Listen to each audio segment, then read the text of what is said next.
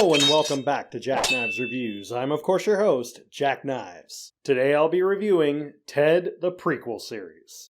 Shut up! Alright, I'm just trying to help. In 1985, a lonely boy named John Bennett wishes for his teddy bear named Ted to come to life. Ted becomes an overnight sensation, and then eventually nobody cared anymore. Now it is 1993. John is now 16 in high school, living with his aggressive veteran father Matty, his overly sweet mother Susan, as well as his rebellious older cousin Blair. With the help of Ted, he may be able to get by day to day, or at least have a friend to fail with him. I absolutely love this series. It is so damn funny. The dynamic between young John Bennett and Ted is just like this perfect funny buddy cop kind of thing. The actor who plays John, Max Burkholder, actually said that he was really worried that he would be doing too much to sound like Mark Wahlberg, but he did a good balance. It's got a good Bostonian accent that's not over the top, but it's just cheesy enough to work. I love their dynamic. There are parts where John is saying weird shit and Ted will just stop him and go, "What?" And I love that because I relate so much to that. I constantly will hear people say stuff and I'll have to go, wait, roll back? What did you just say? And that's one of the reasons I love this character so much. I love the Ted universe. And I always give Seth MacFarlane his dues because when he tries his best to write really, really well, he can. It's just that the problem is especially with Family Guy or Cleveland Show or things like that, it's like he's limited to do cheap jokes. But here, it seems like he's got a right balance going.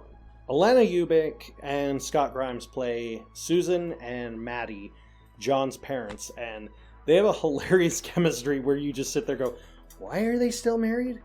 Because obviously Maddie is just this bitter, drunk Bostonian asshole, which is hilarious to me because I loved Scott Grimes in The Orville, and it's such a character departure for me. Same thing with Alana Ubik. I'm used to seeing her in movies like Waiting and Still Waiting and the Brady Bunch movie, where she's just this hilariously drawn-in character, but she's so subdued and nice and kind and loving.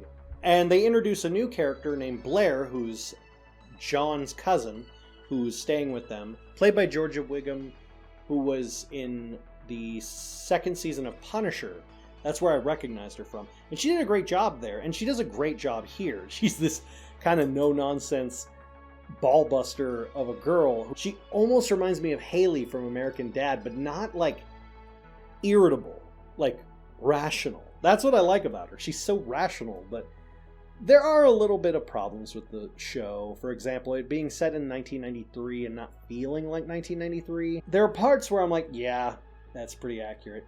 And there are parts where I'm like, if you knew the culture back then, you wouldn't really, people wouldn't be okie dokie about everything. A couple things where it's like they talk about gay people and they talk about gender fluidity, which wasn't really a thing that was discussed back then. It's not that it didn't exist, it's just, it was almost non-existent back then to the point where almost no one ever talked about who was gay, who wasn't gay, because back then if you told someone you were gay, it was very much you were going to get your ass kicked. Like, I'm not trying to justify it. I'm trying to rationale the time at which it was placed.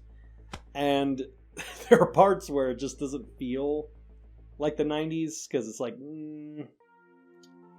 But I think it kind of works in that way because it's a comedy, so you have to take it with a grain of salt. With a comedy, you can do a little more of, well, it's a parody of the 90s. It's not really the 90s. So kind of play it up a little bit. There are parts where it's like reminding you it's the 90s, like how no one has cell phones, or how there's a part where they go in the mall and you see the Super Nintendo and Sega Genesis for sale and things like that, where it's like, oh, okay, that's fun. Later seasons of Family Guy and American Dad and Cleveland Show, it feels like they just drag the jokes way too much and just stretch the hell out of them to the point where they aren't funny anymore.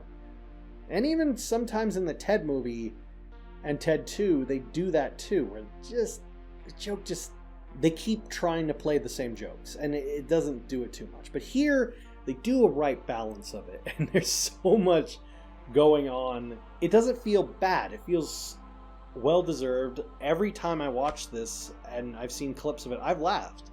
I've legitimately laughed and had a great chuckle watch. If you want a great comedy series with some dark edge, but not too dark, this is definitely one I recommend. I give Ted the prequel series 4.5 out of 5. Have you seen Ted the series? Let me know in the comments down below. As always, I'll see you next time.